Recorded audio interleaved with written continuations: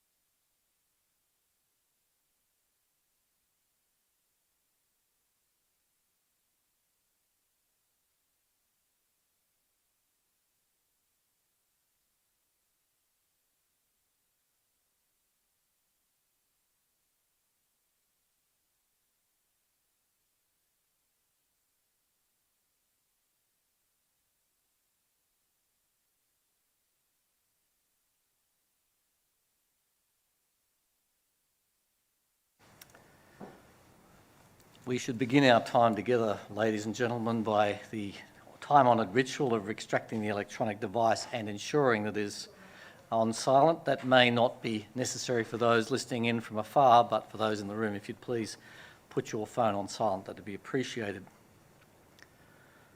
On behalf of the entire New College community, the New College Lectures trustees, New College board and staff, approximately 170 collegians living here at New College in this COVID-affected year, and approximately 90 collegians presently residing at New College Postgraduate Village across the road, and our 7,000 alumni.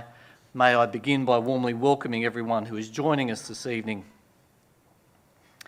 As we pause and consider the future of Australian society over the next 3 nights, it is also important that we pause and acknowledge the long history of the Bedegal people, who are the traditional custodians of this land. So on behalf of us all, we'd like to pay our respects to their elders, both past and present, and extend that respect to any other Aboriginal and Torres Strait Islanders who are present with us here today. We live on the cusp of strange times. Sydney is presently approaching 70% vaccination, and promise of freedom lies before us. Last year, Professor Patrick Parkinson presented the New College lectures via teleconference as he was unable to travel between Queensland and New South Wales. In spite of the complications, it was an extremely useful and thought-provoking set of lectures. Indeed, I quoted Patrick in an email to someone just this last week. This second COVID year has turned our minds to the health and safety of those that we love in a very focused way. Within our colleges specifically, several people have lost close family members. Some have had to return home to care for grief-stricken families and not been able to return. We pause during this very difficult year to consider what I rank as the most important issue of the emerging generation, and we do this courtesy of our distinguished lecturer. Very few have actually been able to join us here at New College this evening due to the restrictions, but there are many, many others joining us via Facebook live stream. And then, as well, there are those that will hear summaries of this material in the broadcast in the broadcast media. At this point, I should acknowledge my fellow New College lecture trustees, the Right Reverend Dr. Michael Stead, Bishop of South Sydney, and Professor David Cohen, President of the UNSW Academic Board. I wish to acknowledge distinguished guests also who are joining us via live stream this evening. Former Master of New College, the Reverend Dr. Bruce Kay and Dr. Louise Kay.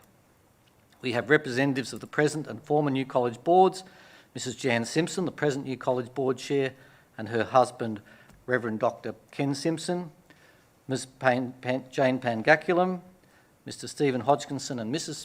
Margaret Hodgkinson, former board chair, Reverend Dr. Robert Doyle and Mrs. Rosalind Doyle, Emeritus Professor Christine Alexander, also a former lectures trustee, Dr. Louis Chubb and Dr. Peter Chubb, Mrs. Elizabeth George and Mr. Tim George.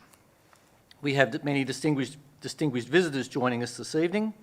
The Reverend Stuart Adamson, Associate Dean at Morling College, Professor Eileen Baldry, who is Deputy Vice-Chancellor of Equity, Diversity and Inclusion here at UNSW, Ms. Barbara Bolt, Senior Program Manager at Anglicare, Mr. Michael Ataya, Head of St Bishoy College, Associate Professor Megan Best of the University of Notre Dame, the Reverend Mike Dicker, Principal of YouthWorks College, Ms. Geraldine Doog, renowned Australian journalist and broadcaster, and the Reverend Dr. Andrew Ford, General Manager of Mission and Partnerships for Anglicare, Reverend Paul Grimman, Dean of Students at Moore Theological College, Mr. James Honour, Principal of St George Christian School, Emeritus Professor Michael Lawrence here at UNSW and his wife, Mrs. Sarah Lawrence, long-standing supporters of the New College lectures, Ms. Catherine Lawney, the New South Wales Mental Health Commissioner, Professor Melanie Lovell from Hammond Care,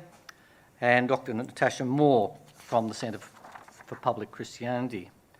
Professor Paul Oslington at Alpha Crucis College, Reverend Dr. Kirk Paxton of Sydney Missionary Bible College, Reverend Craig Roberts, who's the CEO at YouthWorks, Briony Scott, Principal at Winona, Mrs. Tara Stenhouse, Dean of Women at Moore Theological College, Dr. Peter Stiles of Excelsior College, and Associate Professor Lisa Williams of Psychology here at UNSW.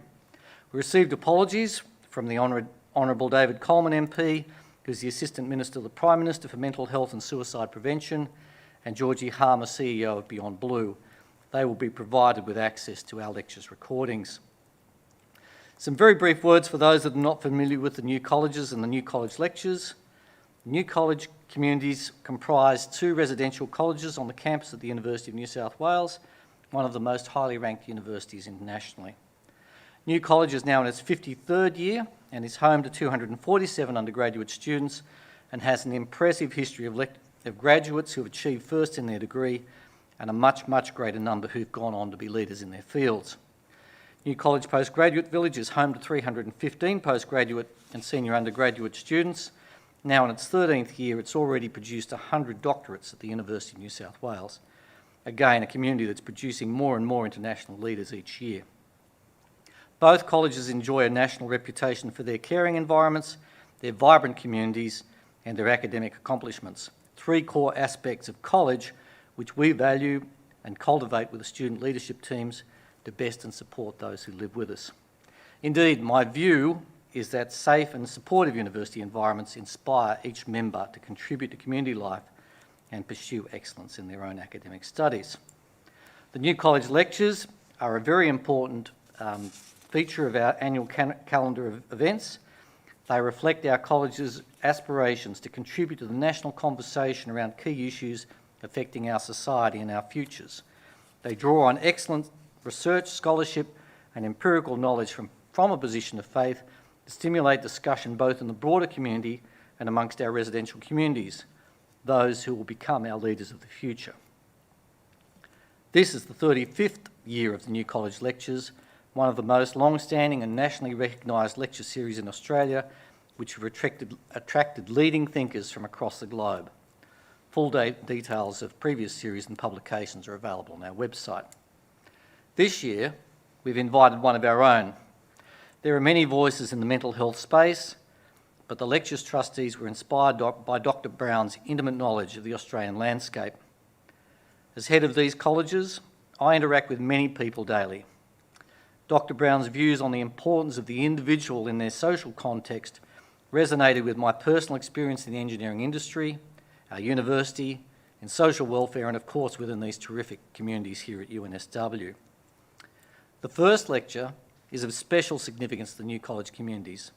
The senior staff continue to innovate with our student leadership teams on how the entire community can best and support and care for the individuals who live with us.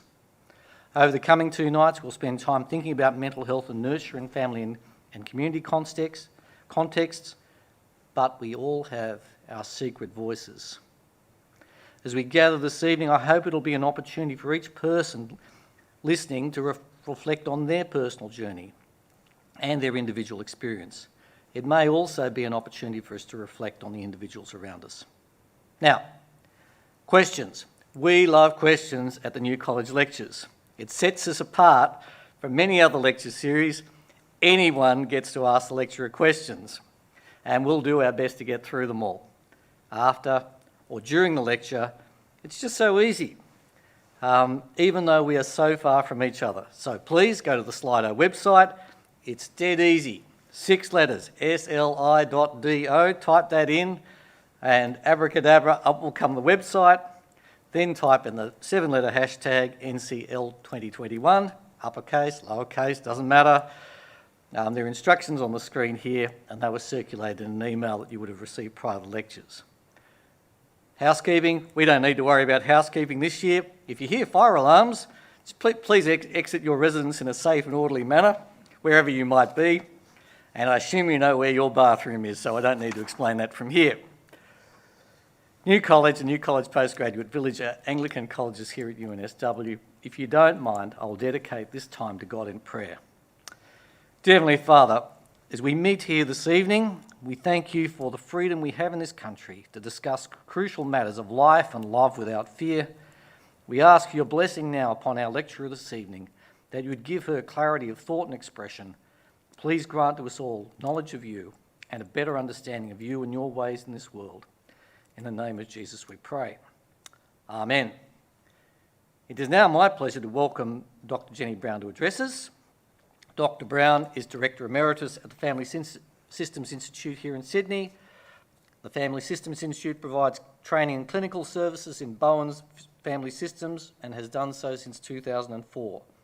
Dr. Brown herself has over 35 years clinical experience. Her primary clinical and research interest has been in family and mental health. In 2018, she received the Australian and New Zealand Family Therapy Journal Award for her distinguished contributions to the field. In 2012, she authored the book Growing Yourself Up. Last year, she released Confident Parenting. She continues to publish extensively. She was awarded her doctorate by the University of New South Wales in 2017. Please join me in welcoming her.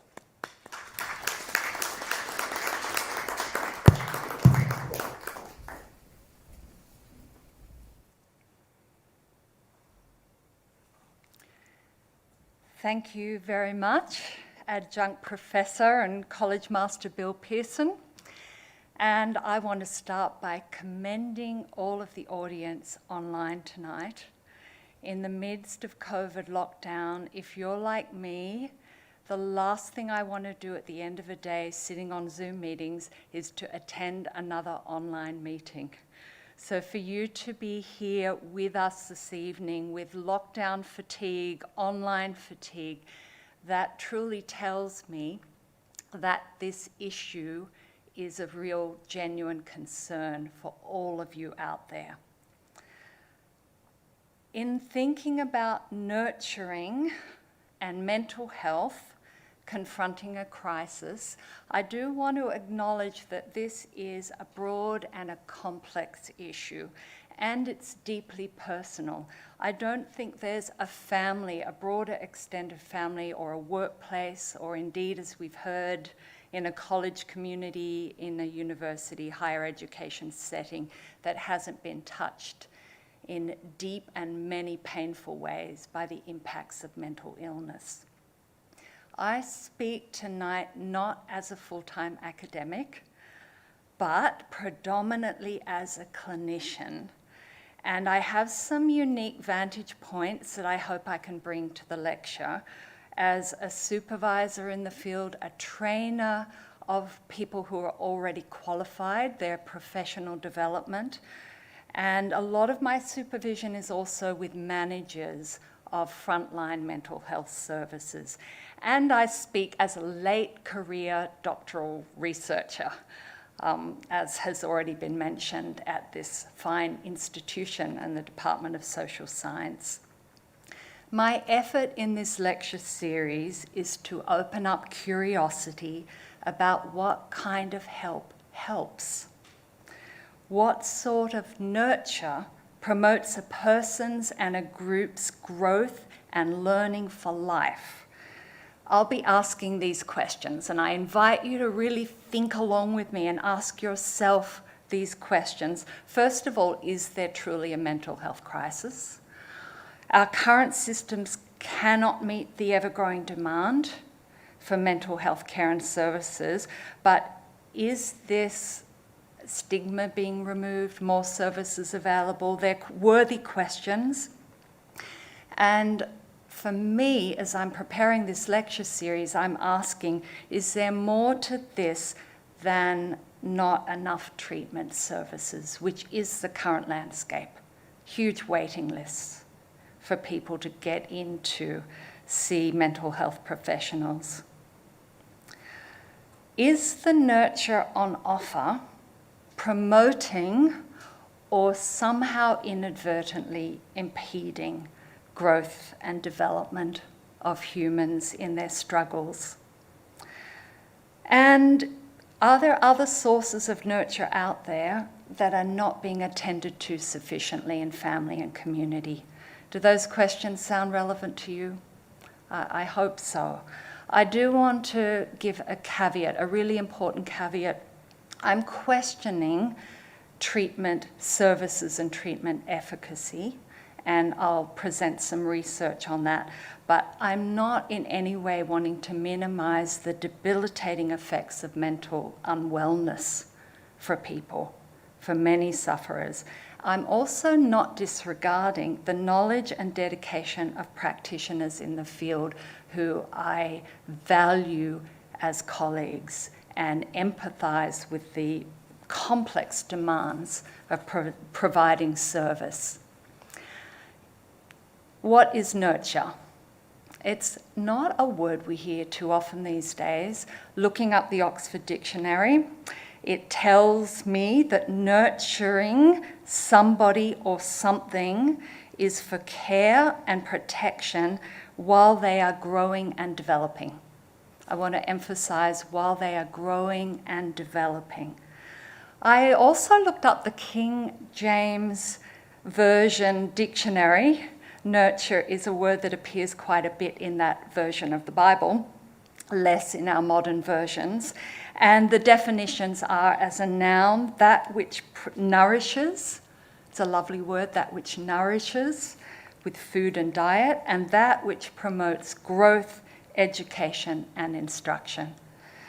As a verb, it's to feed and to nourish, and to educate and to bring up and train. So again, hold this in mind as we think through these questions tonight, promoting growth in development and promoting learning. An overview of what I'm going to cover. It's quite a dense lecture, this first one. I'm going to cover the data on mental health in Australia and in the pandemic, and a little bit of the global stats on that as well. I do aim to open up fresh consideration of mainstream treatment offerings. I will review the historical context over the last century of mental health treatment trends. Really interesting. And I want to consider, as I've already said, the kinds of help that are out there. What kinds of help truly nurture? And my definition of this, it's come out of research, it's come out of literature, and my experience is nurture that promotes agency and resilience as opposed to passivity or helplessness. And there's a lot of helplessness out there, not just from those who are struggling with receiving mental health treatment, but family members trying to navigate the service system and find help for the people they care about. I need to declare my theoretical bias, which has already been mentioned in the introduction. Murray Bowen, Dr. Murray Bowen, the psychiatrist, there should be a slide coming up soon that just gives you an overview of Dr. Murray Bowen's theory, which is a theory that I was introduced to in the 1990s studying in the New York area. And when I came across this theory, it opened up my eyes of understanding the families that I was working with clinically and indeed my own family. I want to highlight that Dr. Murray Bowen was a significant researcher, more than a clinician, in the field of psychiatry and mental health.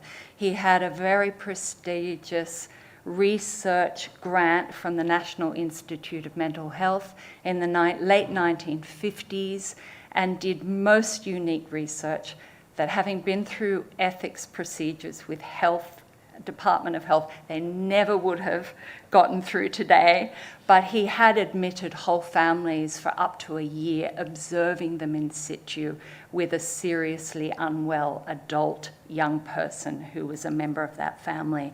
And out of that theory, you can see from this summary, there are a few key things that really influence my thinking about the field of mental health and human flourishing. Relationships are central. Tonight we're talking about nurturing the individual. Individuals are part of relationships. It's obvious, but it's often missed in research and treatment. And relationships are central. They're a force for nurture, but they can also impede people's growth. And Bowen talked about his observations about how that can happen in families and indeed communities and workplaces.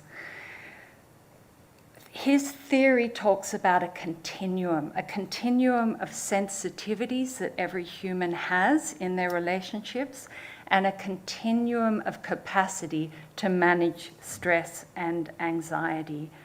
His theory also focuses on symptoms belonging to the family, not just the individual. I'm going to turn now to a clinical case, go back to my roots in sitting with people struggling and lending a hand to them. I'm going to give you a case example. It's a de-identified case example. I'm calling this the story of Karen. Karen is a composite of many people who have presented at my practice over the years. And I want to introduce you to her efforts to find nurture in the face of some really challenging mental health issues and a history of adversity and trauma. When I met Karen, she had already had years of intensive individual therapy. She'd been through visiting a number of psychiatrists who had consulted with her, prescribed medications. She had a history of childhood abuse within her family. She had a competent persona in her workplace. However, her functioning in her private world was seriously compromised. Her symptoms were self-harming. Keeping that secret was a real challenge for her in her workplace. Episodes of depression, not being able to get out of bed on the weekends, and real struggles with losing her cool with family members, being very protective of her children who were also experiencing mental health symptoms, particularly anxiety symptoms. Karen had burnt out previous doctors and counsellors, she declared to me. After a few years of seeing psychotherapists or psychiatrists, they would refer her on to another expert for review of diagnosis, medication, and a different treatment approach.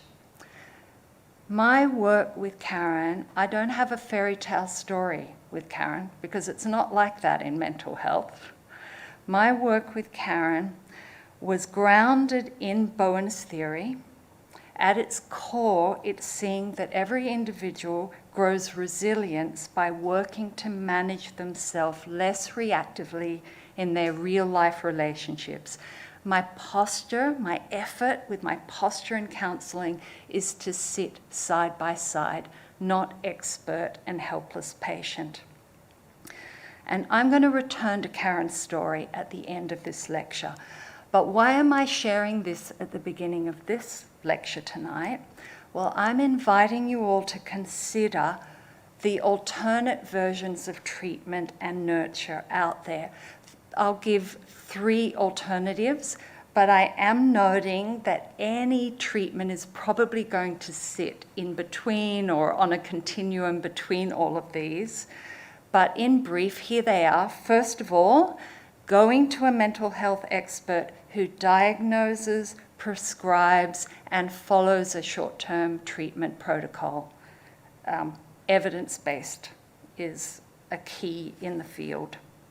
The second is longer-term psychotherapy that seeks to heal symptoms and the effects of past adversity. The longer-term psychotherapy is a nurture that focuses on the transference of the relationship between the client and the expert healer.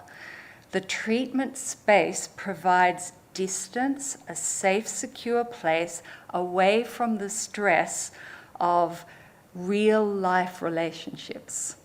I want you to think about that. The pluses of that, taking you out of the stresses, and the costs of that, of not learning to deal with those stresses. And often in this kind of treatment, which is pervasive out there, there are labels that are given to previous caregivers that are labels such as toxic parents or caregivers, and they're seen as causal of current problems.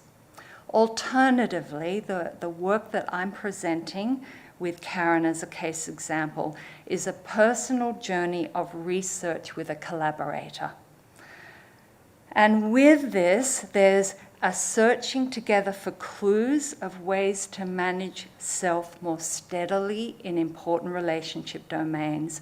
The lens goes much broader than biology, but doesn't discount biology or temperament or genetics.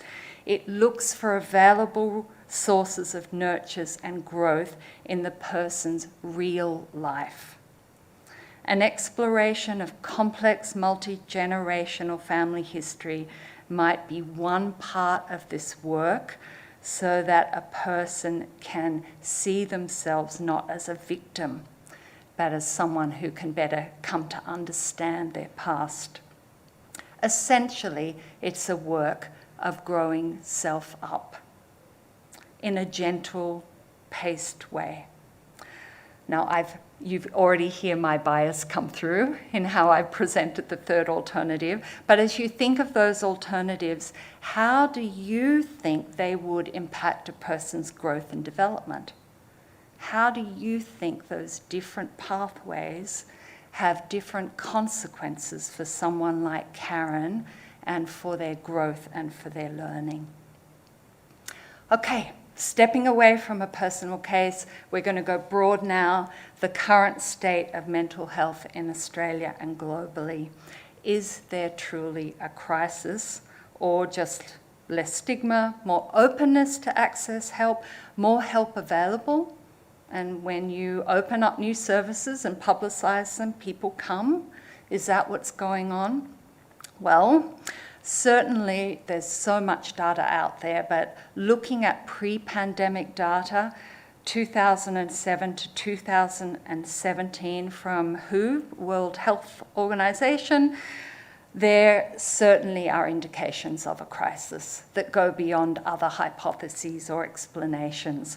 13% rise in mental health conditions and substance use disorders in the last decade up to 2017. And particularly concerning in the field that I'm most involved in, around 20% of the world's children and adolescents have a mental health condition, with suicide the second leading cause of death among 15 to 29-year-olds. I want to give you a couple of visual snapshots of the mental health situation.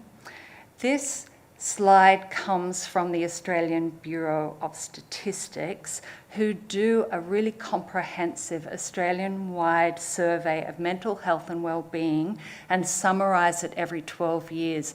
This data comes from 2008, and the next one will be released in December this year. Won't it be interesting to look at the comparison statistics? But the trends are the same. There's no major shift in the presentation of mental health issues.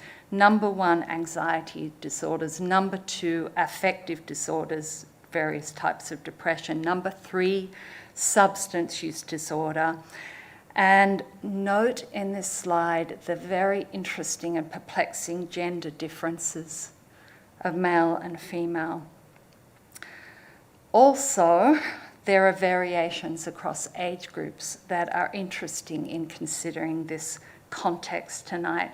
The younger age groups, they appear in more than a quarter of their population, and similar right up to age 34, 25% of people aged 25 to 34 present with mental health symptoms within a period of a 12-month period in the broad stats. And this compares with 5.9% of those aged between 75 and 85. Interesting. Even though there is a lot more attention to aged care mental health coming through, I wonder if that will increase the stats, the available services. These are the kind of questions raised. What about the impact of COVID-19 and this pandemic? I'm sure you've all heard that it's often referred to as the shadow pandemic, the mental health crisis, and the domestic violence, the interpersonal violence crisis. What then is the effect of this global pandemic with its multiple societal, family, and individual stressors. In looking at a host of papers, most of them being published up to the end of 2020, although there are recent surveys but not peer-reviewed papers yet, it's very clear, and I'm almost stating the obvious, but it's worth putting out there, that the pooled prevalence of mental health problems during the pandemic is higher than before the outbreak, but not particularly straightforward, and very, very clear that a lot of these issues were already present. The vulnerabilities were there, the trends were there, and what we're seeing is an amplifying of the vulnerabilities there. You may have heard these puzzling statistics that to date, even though there's a rise in the use of mental health services, an increase in psychological distress, there isn't yet evidence of an associated population-based rise in suspected deaths by suicide. That is not the case, however, amongst adolescents and young people, and I'll be talking more about that in tomorrow's lecture. But it's also useful to highlight that the pandemic is not impacting all parts of the population in the same way. Who are the most vulnerable out there? The studies coming through show that the most vulnerable demographics are being female and being younger, but you see that fits the trend pre-pandemic. Studies in Europe, studies in Australia are showing the most negative impact on young people, on women, as I've said, and those living with young children. Completely logical. Studies in interpersonal violence, marital breakdown during the pandemic, on the whole, they are acknowledging that there were underlying vulnerabilities, and these have been intensified and amplified during a pandemic. So intensity, the pressure cooker of intense relationships when there are already vulnerabilities, is an important piece to consider in the mental health realm. Looking at a recent Australian study from the Medical Journal of Australia in October last year, and I have a slide for this one just to give you a little bit more of a picture of what's going on during the pandemic. You can see in a survey of almost 14,000 respondents that depression was the highest, followed by anxiety. 14.6% of respondents did have thoughts of self-harm on some days. And I've put there in green because I think this is the one that many of us can relate to, that 59% of the population report being more irritable during the pandemic. Can you relate to that one? I think that's really important because it shows the humanity and the broad spectrum and the continuum of mental health struggles rather than just diagnostic categories. And look at the yellow, bright, sunny box here. More than those who reported incidents of depression and anxiety, a greater percentage reported an increase in optimism about the future. So there are many interesting variables to consider here. What are the protective factors that mitigate the impact of the pandemic? I've already mentioned that vulnerabilities prior to lockdown and the stresses and the anxieties around health and well-being, they are vulnerabilities that increase susceptibility to mental health conditions, but the protective factors that are covered by the literature are having a pre-COVID positive home environment, that this is the key protective factor for having an adaptive experience during the pandemic. There are recent surveys, not yet published papers, of Australians. There's one recently of 1,000 people that found that 70% of participants reported having experienced at least one positive effect of the pandemic. Can you think of one for yourself? There were three main positive effects: having the opportunities to spend more time with family, having greater flexibility in working arrangements, and appreciating having a less busy life. Take commute time out of it. I think there are clues from these positive factors of what is central to human well-being and nurture. Connection with family, community, and nature, really significant for this. I have, in preparation for these lectures, written to some of my senior colleagues out there, senior psychiatrists working in hospitals in the mental health field. I'm going to include their reports, particularly in my lecture tomorrow on children and families. But I want to give you a snapshot of what they're telling me. It's very interesting. Acuity is up, self-harm emergency presentations are up, particularly for young people. And these presentations in emergency are crossing all the socio-economic parts of Sydney. So the two children's hospitals, for example, Westmead, Randwick, same number of presentations. Very interesting.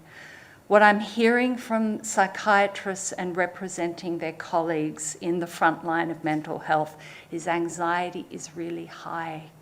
And I'm not talking here about the patients, I'm talking about the workers. Workers' satisfaction is low and getting lower because they're not seeing results from their work, repeat acute presentations to emergency. And yet much of the treatment that is currently being funded and targeted, and I know there's a lot more out there ready to be presented, it's going to emergency presentations. Is this ideal ground for doing our best at nurture in the mental health climate? Okay, back to considering nurture in mental health approaches. Current treatment trends, let's have a look at them together. And this first slide that you can see from the data in the Department of Health websites is showing 10 years of mental health expenditure. It's a visual picture of the growth.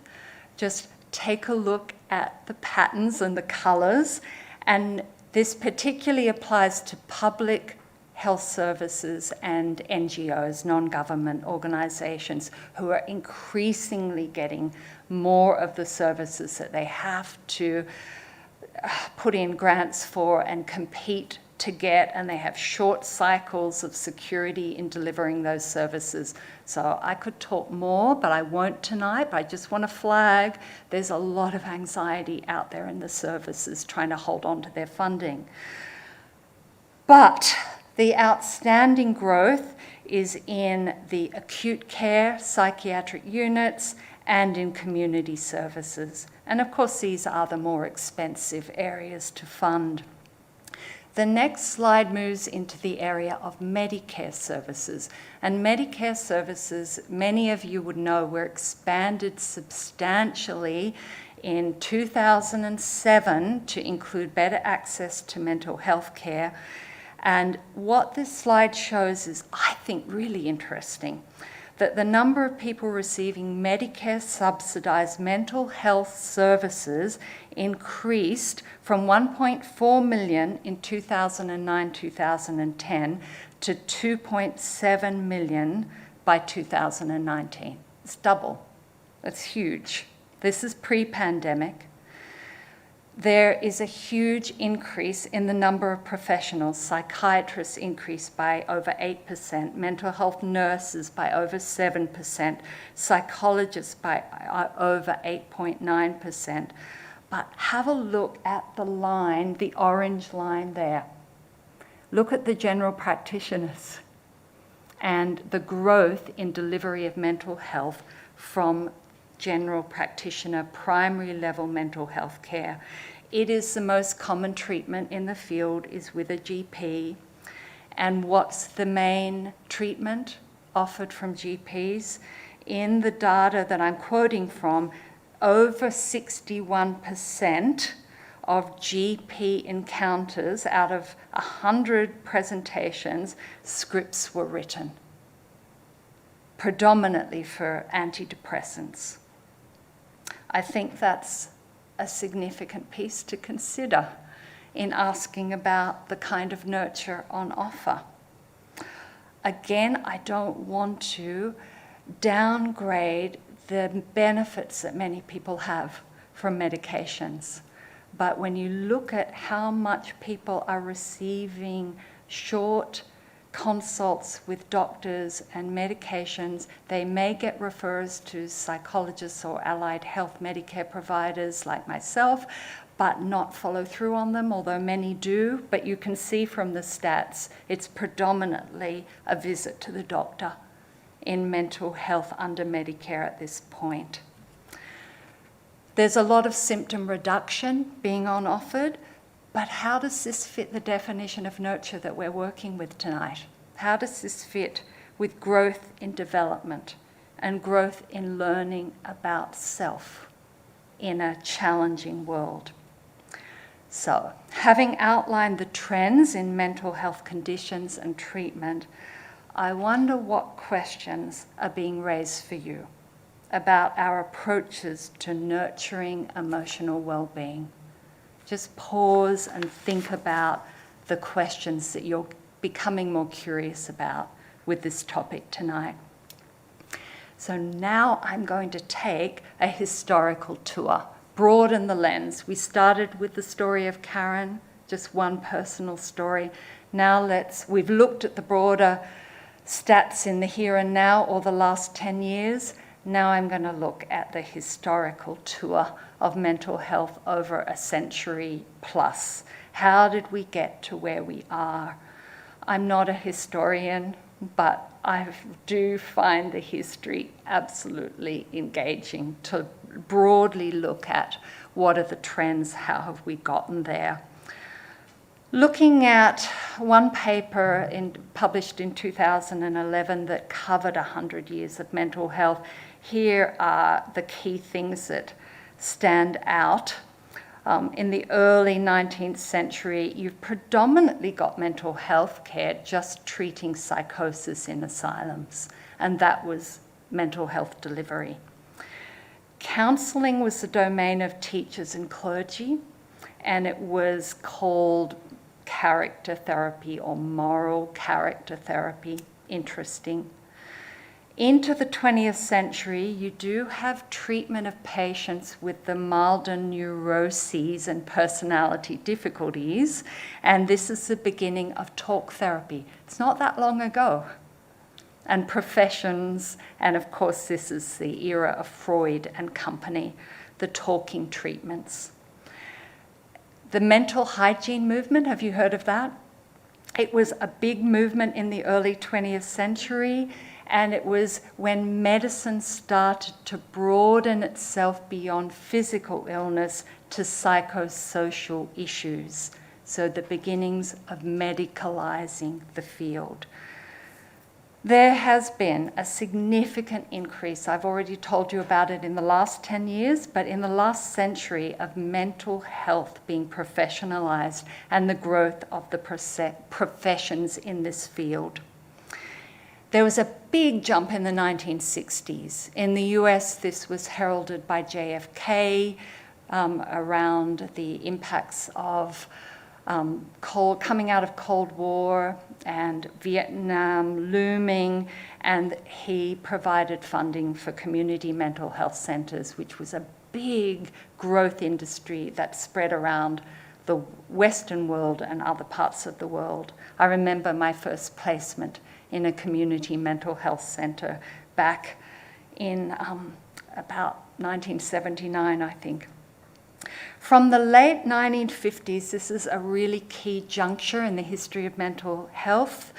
Effective antipsychotic medications came into play. They were around earlier, but effective ones, beginning with chlorpromazine in 1956, an antipsychotic that meant that large psychiatric hospitals could be closed and there could be expansion into the community sector.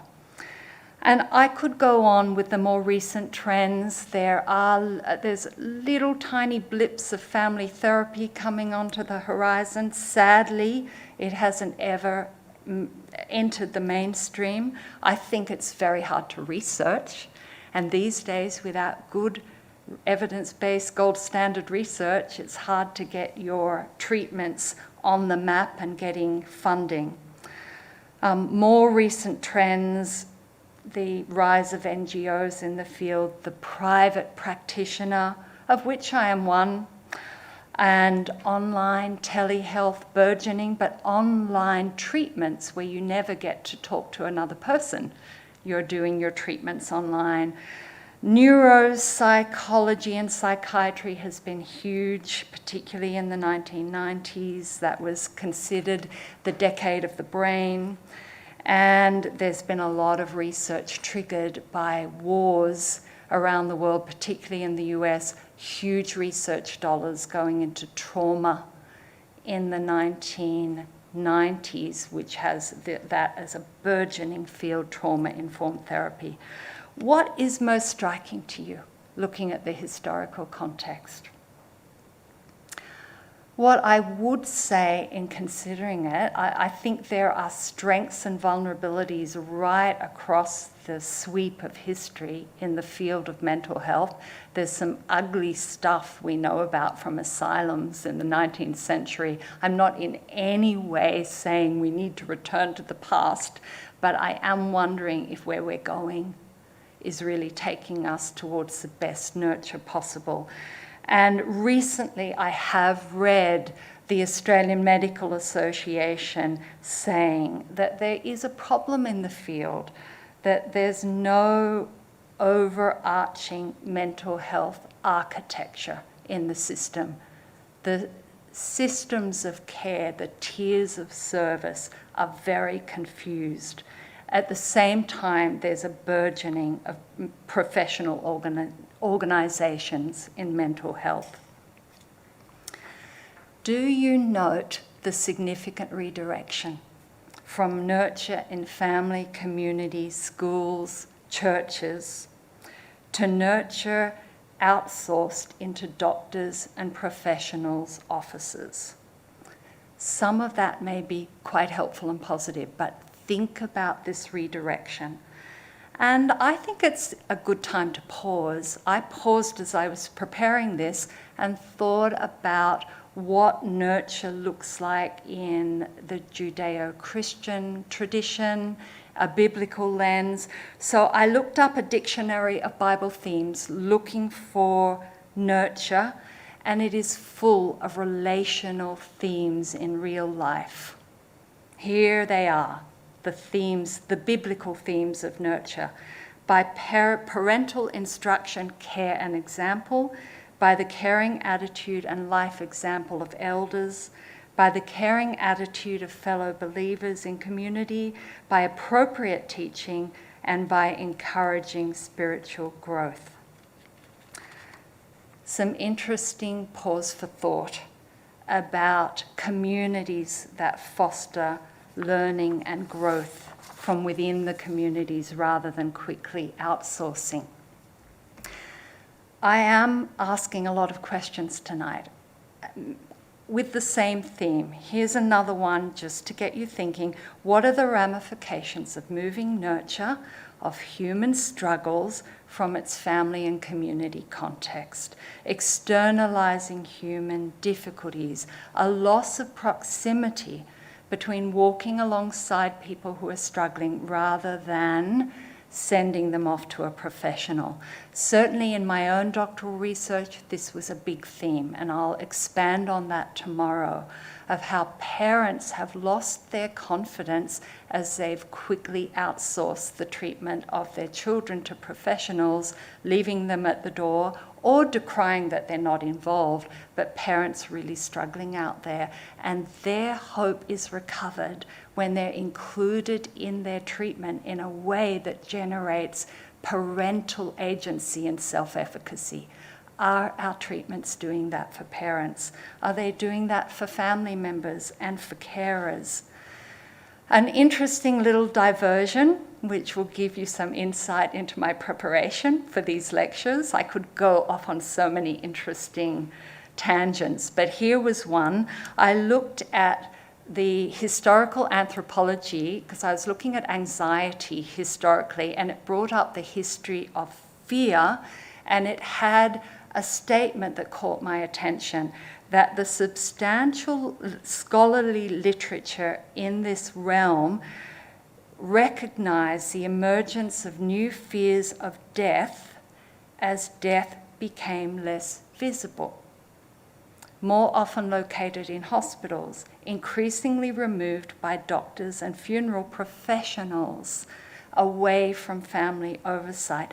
Is there something parallel happening in our society at the moment in the realm of mental illness and removing and professionalizing and medicalizing? Okay, take a deep breath. We're covering a lot of material here.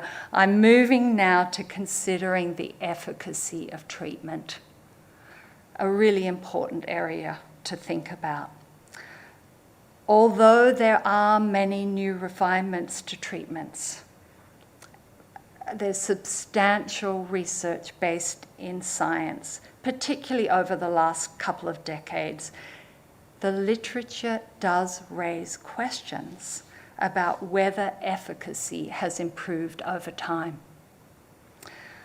The literature is there to say that a considerable proportion of particularly child and adolescent, but not exclusively, of patients show improvement without treatment, while a substantial number of patients do not show improvement with treatment. So I'll show you a slide on this from a paper published in November of last year in the Lancet Psychiatry Journal. And there's some very interesting statistics to consider. They don't say that there isn't any efficacy, it just questions the extent of it.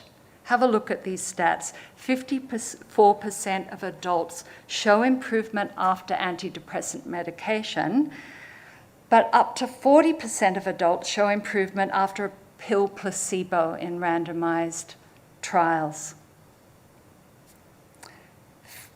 62% of adults show improvement after psychotherapy, a little bit higher in the stats in CBT therapy. But the shift in the efficacy is shown in this next stat. 43% of adults show improvement in care as usual control groups. And the last point here, 53% of adults with untreated depression show improvements within 12 months. And that is, I remember going to a seminar 20 years ago hearing that stat, which certainly gave me pause. And what is missing from all of the research going on out there in mental health? Well, only 10% of research looks at interventions that don't involve professionals. Think about that. Interventions, the things we were talking about in relation to positive effects of COVID, of the value of stress reduction in work hours, the contextual issues of positive family relationships, access to nature that raises the question of tackling climate change. So there are a variety of ways that people might recover that have been understudied. Again, more pause for thought. So, are there any signs of less professionalizing, less medicalizing in the field of mental health? Are there any indications out there that we are, as a society and in the profession, starting to humanize emotional struggles more than medicalize them? And I want to highlight one that stands out as promising from National Institute of Mental Health Research Domain Criteria. This is shortened to be called the RDoC released in 2009 and developed further in 2011 to 2012. I know it's very hard to get a sense from this complex but very pretty slide from the RDoC NIMH website. But what this is showing is that the research domain in mental health cannot use diagnostic categories. They don't fit the complexity of the human condition. To understand the full spectrum of mental health and illness, NIMH are saying it is vital to adopt dimensional conceptualizations and move away from arbitrary diagnoses. There's a lot more that could be said about that, but I'm just giving you a taste tonight rather than going into more depth. A quote that stands out for me from the Journal of Nature, it was published back in 2013, but it's worth stopping and listening and taking this on board from a highly reputable journal. Here it is, written by Adam. The problem is that biologists have been unable to find any genetic or neuroscientific evidence to support the breakdown of complex mental disorders into separate diagnostic categories. It's not saying there aren't issues, but is the DSM-5, is the domain of diagnosis serving us well at this point? As I've already proposed, the more we remove nurture from community, the more intimidation people in community will have with fear attached to symptoms. And the more intimidated and anxious we are and quick to outsource, the more helpless dependence on experts is just going to grow out there. And the less family involvement, which is my key area of research interest and concern. So what I'm going to do now, if you're still with me with this very in-depth spread around a whole lot of vantage points on mental health, is I'm going to give us all and remind myself of a back to basics of mental health, a mental health 101, taking away the complexity and just seeing what is essential, what goes across all diagnostic categories out there, and here it is. Back to basics. Anxiety. It's a biggie. The fear response to threat is what anxiety is, and just to consider that out of anxiety comes stress, and stress is the fear-activated mobilization of the body's resources to meet a threat. Most of us know that. Stress is activation to fight the threat that comes out of an anxious response. With that, it's a physiological response, the release of cortisol and other stress hormones, and they affect the entire body, not just the brain, the entire physiology. Cognition and mental processes are affected as well. The stress response is so important in understanding emotional unwellness. It's a natural response to mobilize the organism to meet a challenge. For most who are exposed to the stress response, this is really critical to understanding mental illness. The stress response will reset itself to a normal baseline within a period of time. Hear how that fits with the stats on treatment efficacy. That the body has an internal nurturing capacity back to baseline, unless the human imagination takes over. The problem is when this reset doesn't occur. And we have a slide for this one.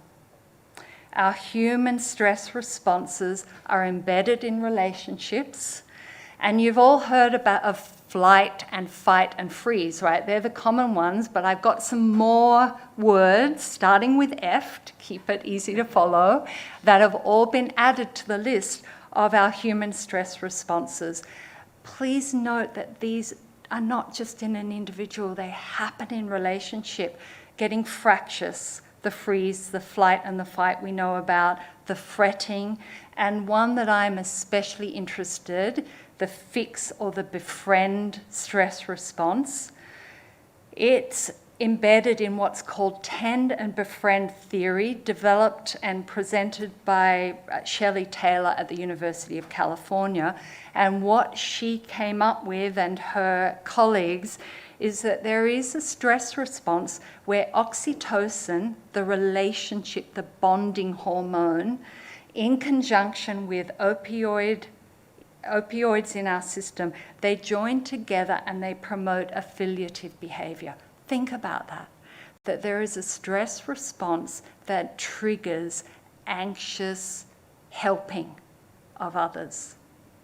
Anxious fixing and befriending comes out of a stress response. So we have nurture that comes out of stress, and we have nurture that comes out of calm, and they're very different kinds of nurture. The issue in mental health is when there are persistent levels of tension that lead to all the things that are part of mental unwellness: hypersensitivity, personalization, overreaction, chronic anxiety symptoms. Do you know that NASA, in their screening of astronauts, put them through conditions of isolation, loss of light? I did a check on this, having heard it at a conference, and NASA say that they have to keep secret all of the techniques they use to assess for suitability to go into space, where there are substantial mental health problems. Elon Musk might need to think about that. But they can induce psychosis in the vast majority of people through intense stress. So this just shows that stress and anxiety does equate, in some people more than others, genetics comes into it, into the expression of severe symptoms at times. Dr. Kathleen Smith, in her excellent book published last year called Everything Isn't Terrible, she identified that us human beings have a unique problem because of our brain, and that's called our imagination. What we can do so easily is exaggerate real and time. It's so important to learn in nurturing selves and thinking about how we nurture others to help attend to the threat response, to grow more self-regulation, grow more emotion regulation. It is the core to better mental health. So nurturing the individual, growing a more robust, responsible self. I've done the 101 of mental health, now the 101 of nurture of the individual.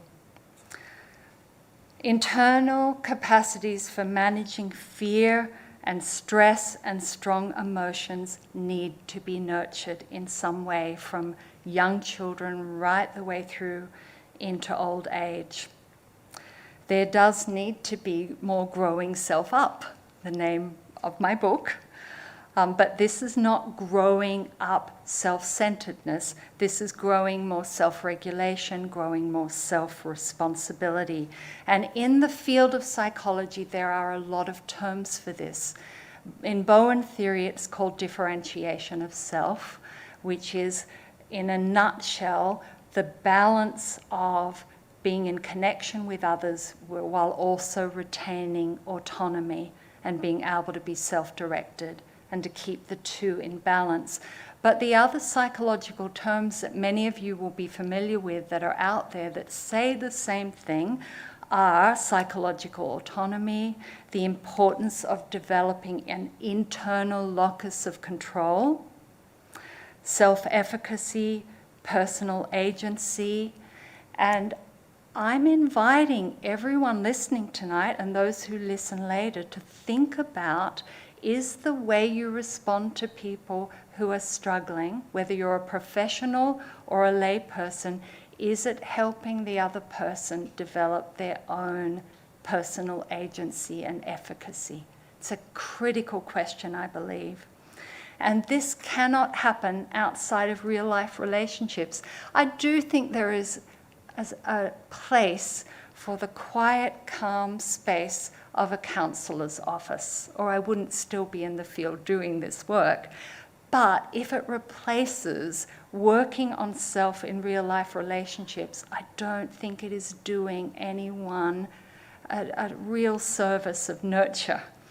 It's a little bit like thinking about exposure therapy for phobias.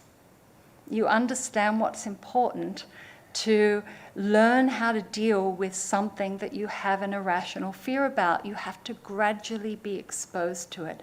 And if our treatment services are taking people out of their families, labeling family members according to the complaints you bring to an empathic counsellor, labeling them as letting you down and not having given you the love you needed, if that happens, no one is getting good relationship exposure therapy, to gradually learning to not be done in by the people in our life so that they can start to become a resource to us and our growth in resilience rather than a problem to us. Starting to bring this together now. The keys to nurturing the individual simplified. This is how I've outlined it in Growing Yourself Up, how to bring your best to all of life's relationships. Drawn a lot from Bowen theory, but I've tried to simplify it and make this theory accessible for people. So here are the 3 categories that I often talk to people about in counselling and in supervision and in training.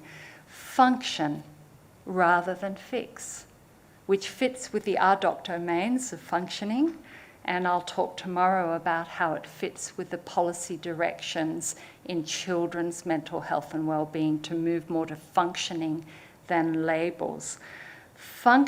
I talk to people in counselling sessions about observing their functioning and what's the best functioning they're capable of in their current exhausted state. Everyone can do a little bit better in functioning in the basics of life, from how we prepare our food to going for walks to showering and personal self-care, right up to higher levels of functioning in terms of goal setting, following through on tasks, getting assignments done on time, doing the housework, having rest. All of the aspects of doing life is functioning. Think about discussing functioning rather than fixing symptoms. It takes a different pathway. Being a person and not a patient. Probably don't need to say much about that. It speaks for itself, doesn't it? A human being rather than a patient. A struggling human being. Suffering human being. But a person who is much more than their struggle. And to always treat people this way. And if parents and employers and church workers, and I could go on, are really quick to outsource as soon as distressing symptoms are present, I think we can lose out on treating people as people who have their own capacities to bring their own thinking to solving their life problems. Keeping in contact with others, not cut off. I've already spoken about the problems of avoidance. Our human mechanism that we all share, this is proposed by Bowen, see if you agree with it. The one thing all of us humans do to relieve discomfort is distance and avoid. So to be able to bring back growth and development and learning, we need to reduce distance and avoidance and remain in reasonable contact with people. The more we isolate, the more vulnerable we are, and that fits with all of the pandemic data, doesn't it?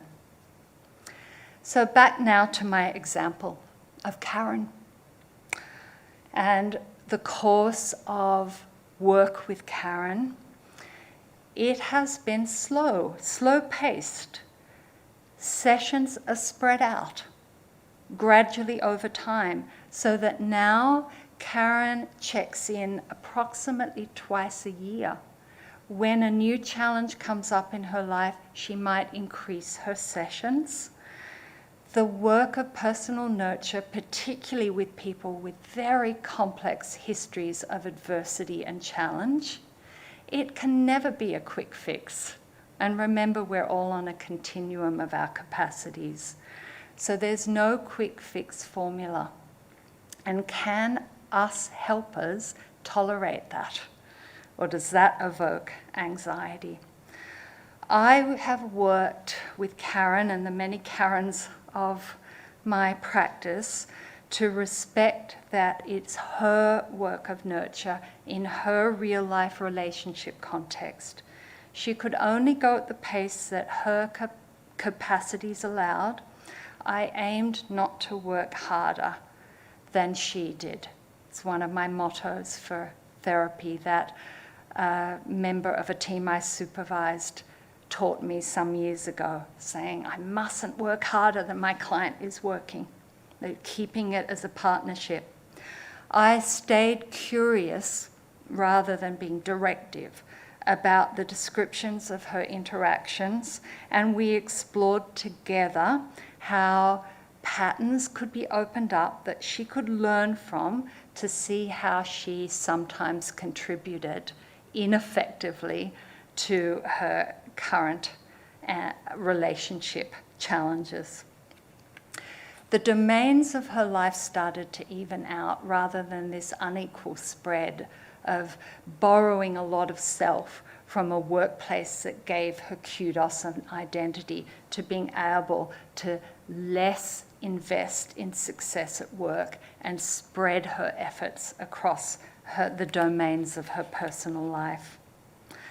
I think the turning point for Karen was when she shifted from seeing herself as damaged, which after all of her years of intensive treatment, focusing on the adversity and trauma that she had suffered, that was a challenging shift that she had to come to herself. She couldn't be told it.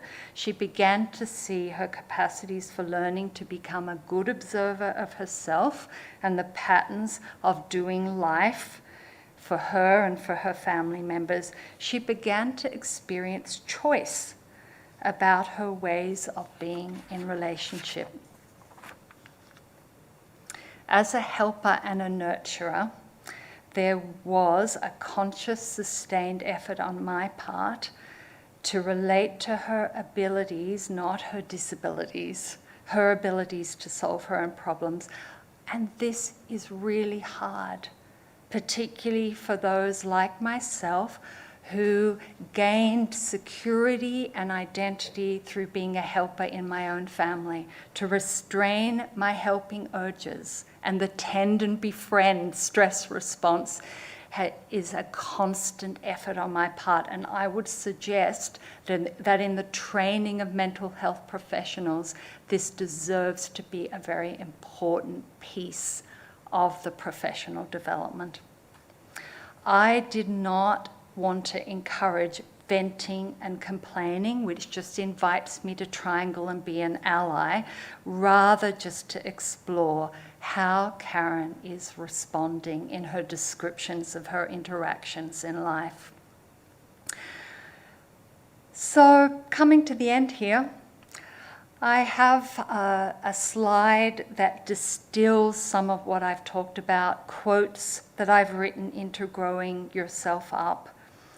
I've put here my guiding principle that I've already spoken to. I am committed to not taking over and doing for another in my personal or my professional clinical world, to not do what they have the capacity to learn to do a little better for themselves.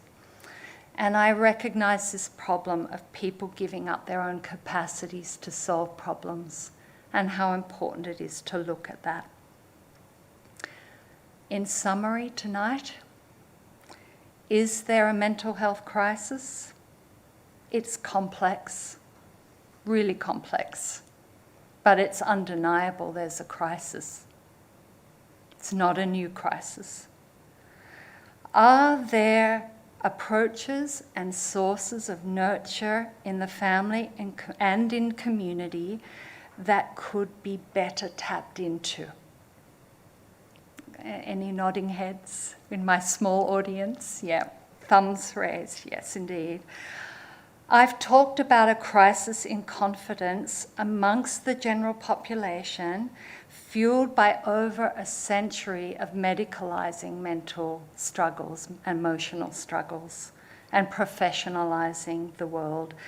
There are pathways back to increased nurture. I hope you've got a sense of them tonight. Pathways that promote agency and resilience and learning as opposed to passivity. And so for helpers thinking about nurture, start with one's own self-regulation and emotion regulation and stress and anxiety management. Reducing the expert stance. I wonder if helpers might consider that. Approaches that invite self-efficacy, whatever theoretical lens people are using out there, I invite you to ask, is the effect of what I'm doing inviting more agency, more differentiation of self from the person I'm assisting? And a key one to finish on is the nurture on offer, valuing and assisting family members to be more of a resource to the recovery and well-being of those they care about most. Thank you very much.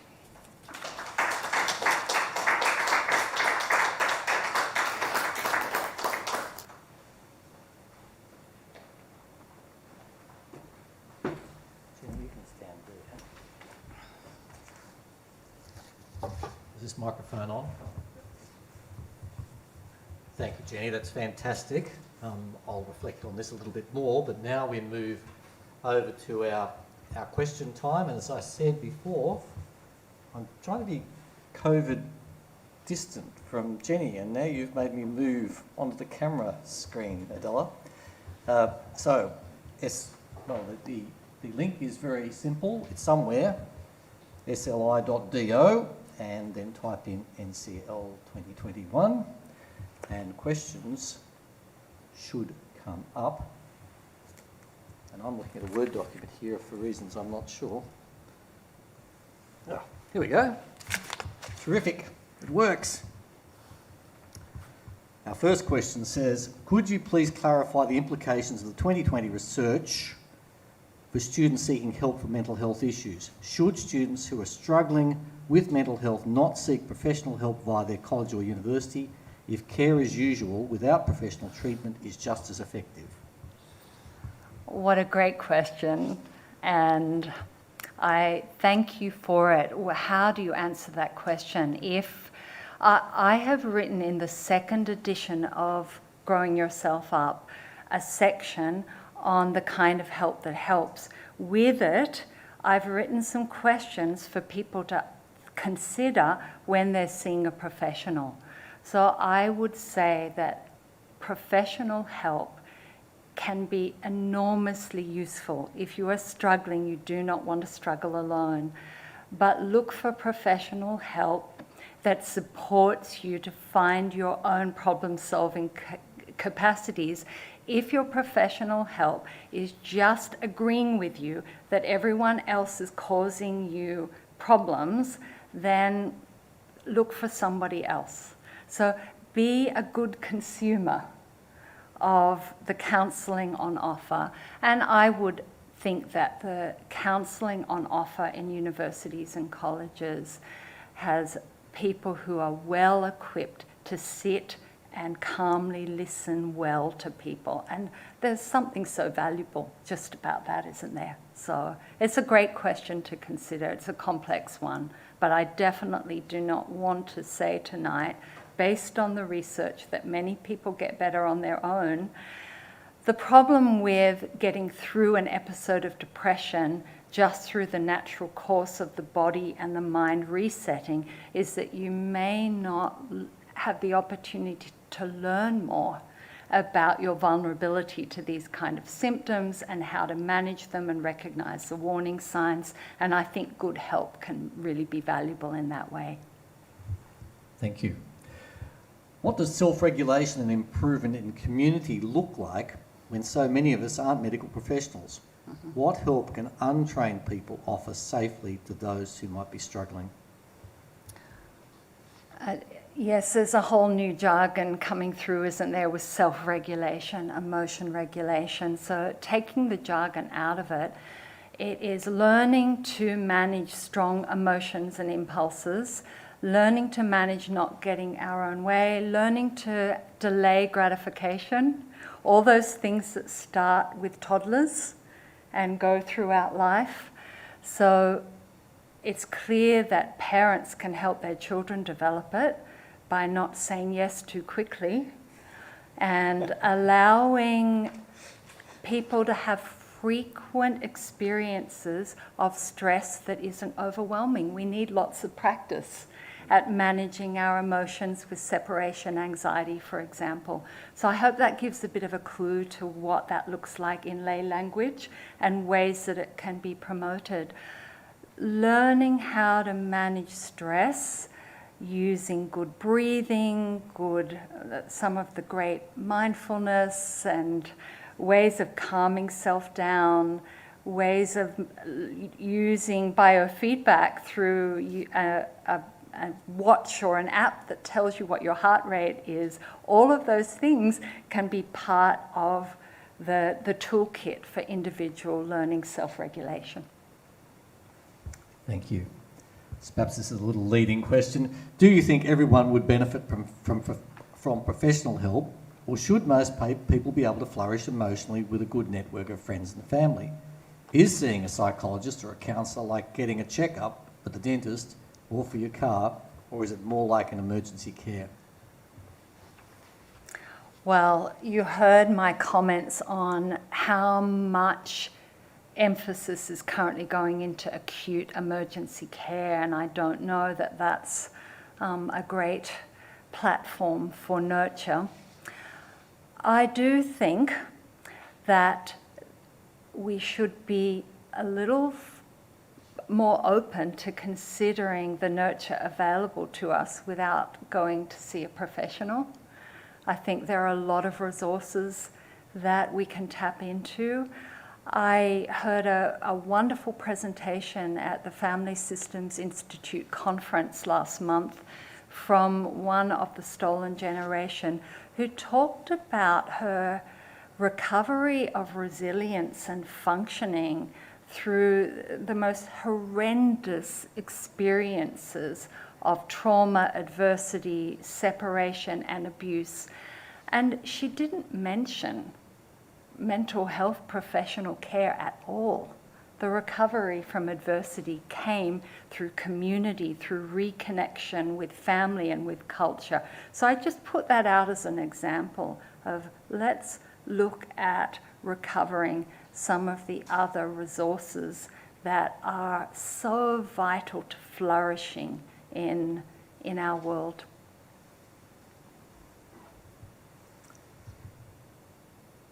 Thank you for your talk, Jenny! Exclamation mark.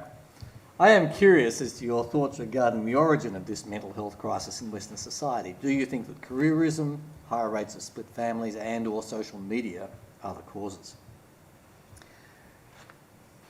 I think that there are multiple factors contributing, but many of these factors are also symptoms. What's the directionality of our overuse of social media, for example? The research amongst college students, university students of dependency on social media and the problems of that. And I think of that as not a cause, but the essence of not being able to put boundaries around these anxiety distractions comes from not having enough internal self-efficacy, which is why I'm emphasizing nurture that helps people have more psychological autonomy, if you like, more differentiation, more capacity to say no.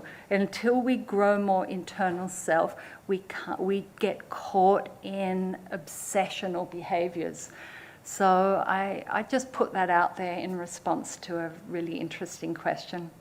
What I've emphasised tonight is one of the factors that I think is behind our crisis. It's not the only one, but it is the over-medicalisation of the field at the expense of other sources of flourishing that we're losing connection with. Thank you. Dr. Brown, thank you for your lecture tonight. You mentioned at the beginning that relationships are central. Considering the current range of solutions for mental illness, how much does our cultural bias of individualism impact the kinds of solutions that our society focuses on? Great question. And certainly the human, if you look at mental health treatments over time, there has been a psychologizing of humans, and there has been an individualizing of humans. I think it is a significant factor. I also think that stress, as I said before, drives us to isolate and not keep in good connection and community. So looking at stress levels as it pushes people to be living in their silos and cutting off from people to cope with the pressures of life. And I think we've lost our capacity to deal with difficult people and to be in community together and cope with being disagreed with. And so we isolate and individualize too much. And there's a lot being written about that in social discourse, and it's worth considering. So, good question. A couple of thoughts. Back in the 1980s, when I worked in community health, there was a large body of evidence showing that a sense of belonging to the broader community is strongly protective against many ills, including heart disease and mental health. Is strengthening community bonds more effective than therapy? Do you remember I said that there's a problem of not enough research into this kind of question? It's such an important research question for those of you in the field at university looking at research opportunities. I think it's worth searching to see if what's out there in the literature on the value of community over professional support and strengthening communities. I don't think communities can be strengthened by external experts, right? In the same way we've talked about a mental health professional fixing an individual. Communities are strengthened from efficacy and agency growing from within their own people. We've seen that with First Nations communities, how important it is not to be paternalistic. So yes, communities need strengthening, but there are similar kinds of questions to ask about how communities generate their nurture from within. Thank you. Mental health first aid has become very widespread. We use it here in terms of training our RAs and SRs within the college communities. Where do you think mental health first aid fits into what's going on at the moment? I have never done a mental first aid course, and I actually don't know what's included in it. I hear about it happening all the time. So I can't answer the question, but I should check it out, shouldn't I? And I should ask the questions of it, is what's the effect of mental health first aid in communities? Is it reducing people's intimidation about mental health symptoms? Is it increasing, categorizing people into diagnostic labels? The same questions I've been raising tonight, I would want to ask of the effects of mental health first aid.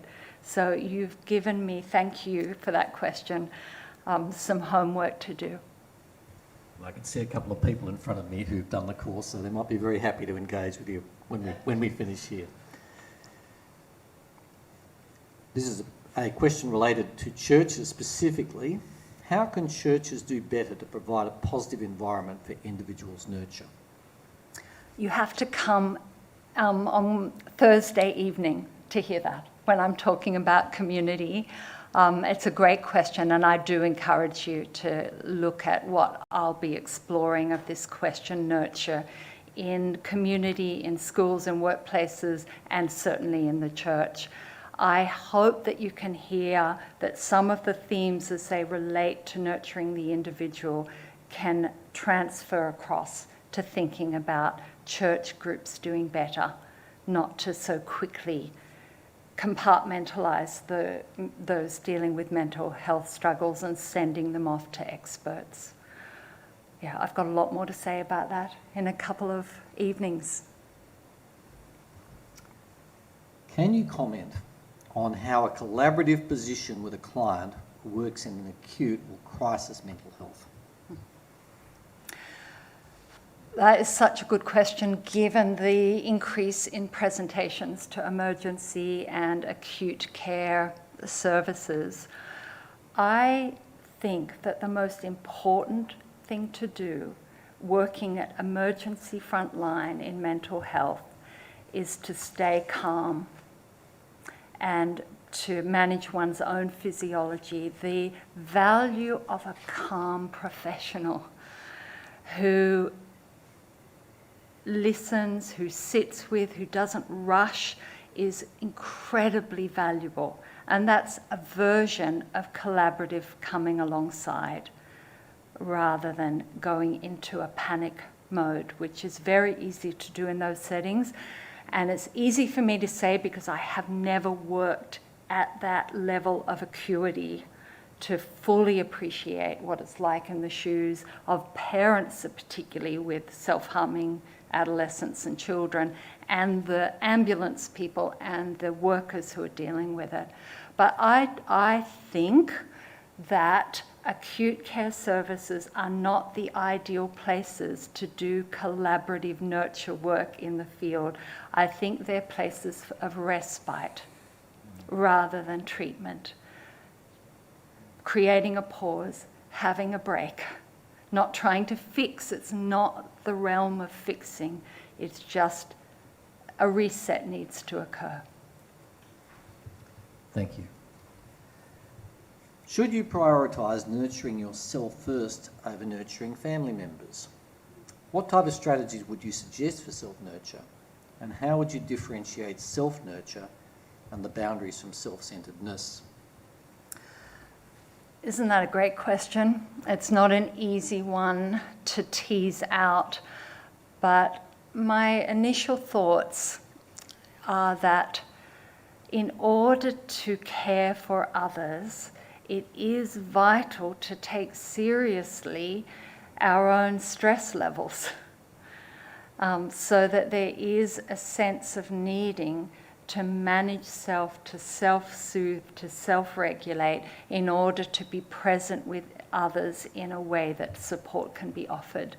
I think that working on self is about bringing our best to relationships. For me personally, I think there would be a real trap of working on self just in order to have more personal happiness and prosperity and have relationships go well and get everything we dream of. I don't think that's going to deliver anyway, but I think that kind of focus that you see a lot of in the self-help world is not the kind of self-regulation and self-nurture that we're talking about tonight. However, I do think working on self, calming self down, getting enough time to self to reset so that we can engage meaningfully with other people is important and a real offering to relationships. Hugh Mackay spoke in college last year and would align, some of his comments align very strongly with what you just said. Given that relationships within the family and communities are so central and important for growth, should we be concerned if a teenager is of normal mood and happily enjoying hobbies but has no apparent contact with friends and hasn't made friends since primary school? This is a very specific question. It is a specific question, and of course I'll be looking more about what can parents do with that kind of a concern when we meet again tomorrow evening. What kind of nurture assists? It doesn't work to try and fix a child and get them to have friends and somehow try and do it externally for them.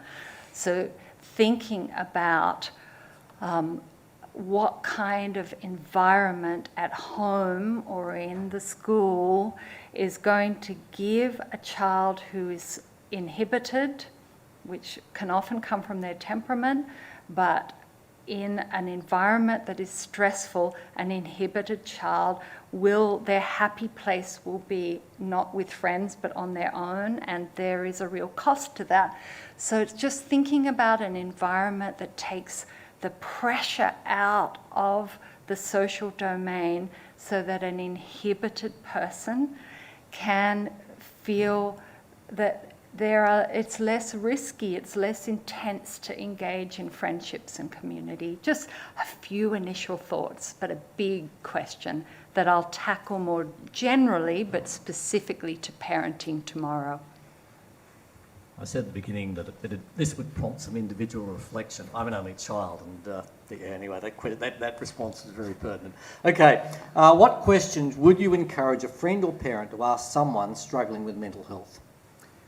To ask what kind of a parent? What questions would you encourage a friend or a A friend or a parent. to ask someone who is struggling with mental health? Maybe what are the first questions they might ask? Well, I think it is good to consider what you would ask a friend who has just had a medical diagnosis. How you would ask them non-anxiously about, when did you find that out? How are you managing it? Who are you seeing? Just being interested and not anxious, and letting a person tell their own story and say what it's like for them. It's not that complicated if we can get our anxiety about fixing and helping out of the way. Thank you. This person also said, thanks, Jenny. Are there any statistics on how relationally connected or unconnected persons requesting mental health services are? I think they're asking for comparison between relationally connected or relationally unconnected people. What's the proportion seeking help? Another good research topic for early career researchers out there in this field, I think. From what I presented tonight, I think back to the protective factors of coping with the pandemic, and certainly having more stable relational connections is a high protective factor from developing mental health symptoms. So one would predict that those who have more connections are going to be less likely to develop mental health symptoms, but it isn't fully protective because of the stresses and strains of life, where mental health conditions are going to be present across all areas of life. But it's a great question to consider. And the loneliness factor, that's another pandemic, the worldwide pandemic of loneliness. Yeah. Indeed. Thank you. Now, maybe this is a question for tomorrow night, but I'll ask it anyway. How can we as a family form positive relationships alongside families in our school community who see a diagnosis, medical professionals or other external services as the answer to mental health issues?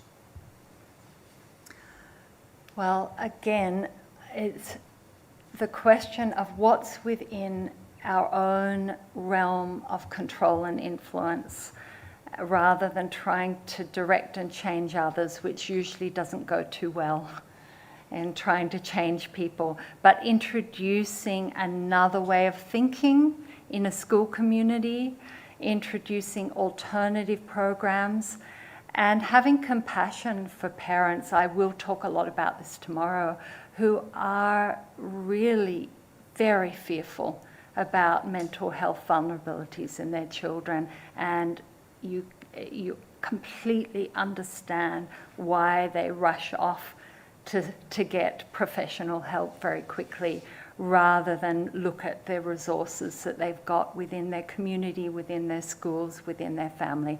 I completely understand it, and we're not going to change it by telling people to change. It's about changing the environment from what is within our realm of influence to do.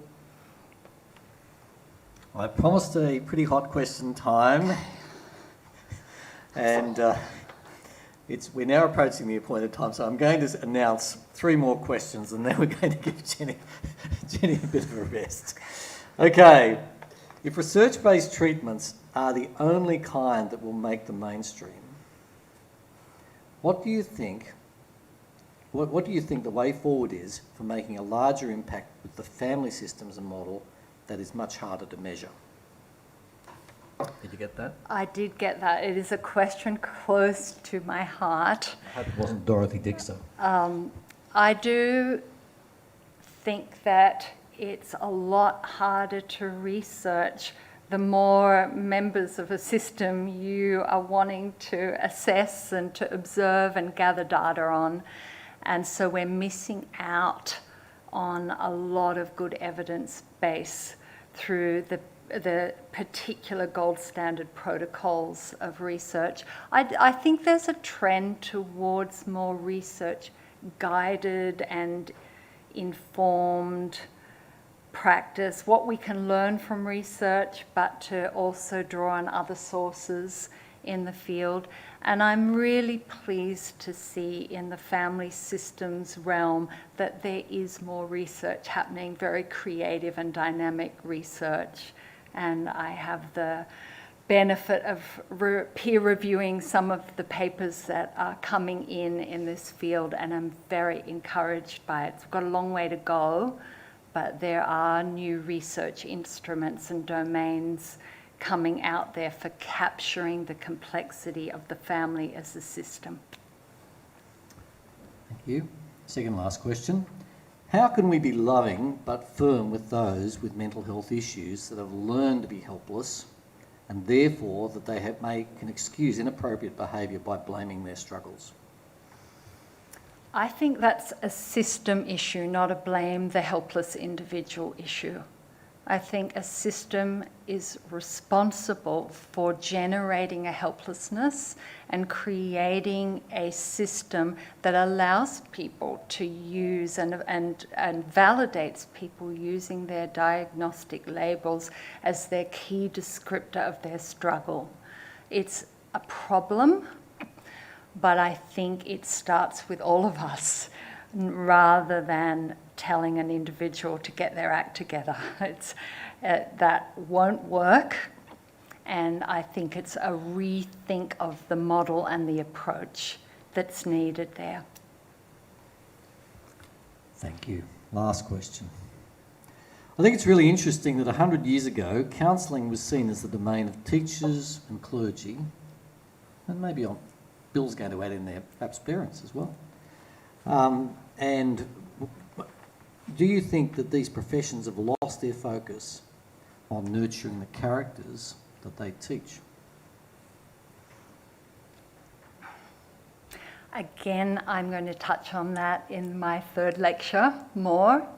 And I think the question is raising a good point that doesn't need me to speak too much, that there's something to consider about recovering the capacity to counsel well.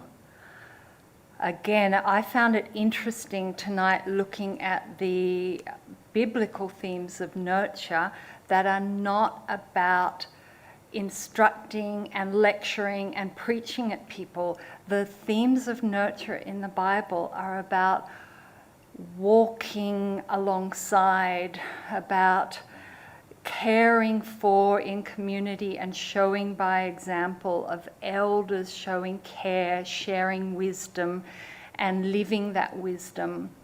So there's a lot to consider in reclaiming that for sure. Thank you very much. I'll allow you to step down now.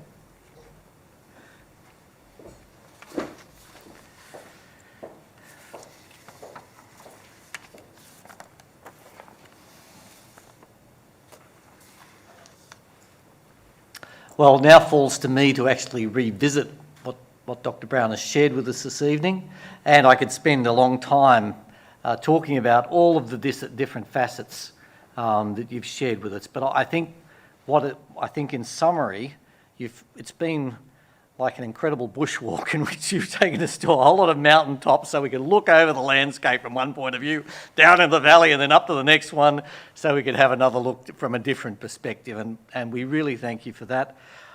I'm actually going to revisit a conversation I had with an engineering colleague earlier today where he was talking about his parents-in-law who were retirees living in an apartment in Sydney and reporting to him that they'd tried to make friends with the people living in the apartments around them, and people just don't want to get to know each other. I mean, this is common with our lived experience, and tells us about the breakdown of community that's been going on in our society, certainly over 5 decades. But I think singularly, one of the greatest things I've got from what you've shared with us this evening, Dr. Brown, is that we're not specimens in a test tube. We're actually people we're seeking to thrive in a context, and actually putting the context around the individual is where we should be forming our thoughts. It's particularly relevant to college here. So thank you so much for sharing with us this evening your expertise, your breadth of view, and obviously your particular opinions in this space. But, you know, we really, really thank you so much for what you've shared with us this evening. It's a bit strange to actually be clapping with such a small audience, but we'll clap nonetheless.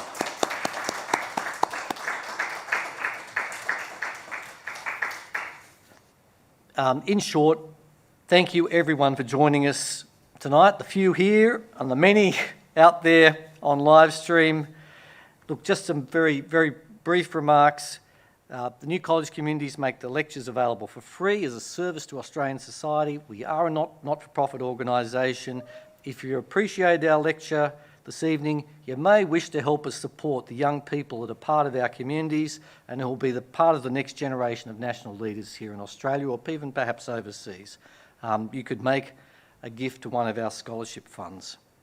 We're looking to increase our scholarship offerings as lockdown lifts, because people will be coming out of places of stress, and as the university goes back to being face-to-face. You can go to our alumni and supporters page of our website.